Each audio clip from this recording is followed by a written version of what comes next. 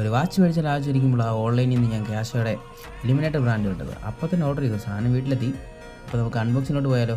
അതിന് മുന്നേ നമ്മൾ ലൈക്ക് ചെയ്യണം, പിന്നെ സബ്സ്ക്രൈബും ചെയ്യണം, മറക്കല്ലേ. അപ്പോൾ പോകാം വീട്ടിലോട്ട്.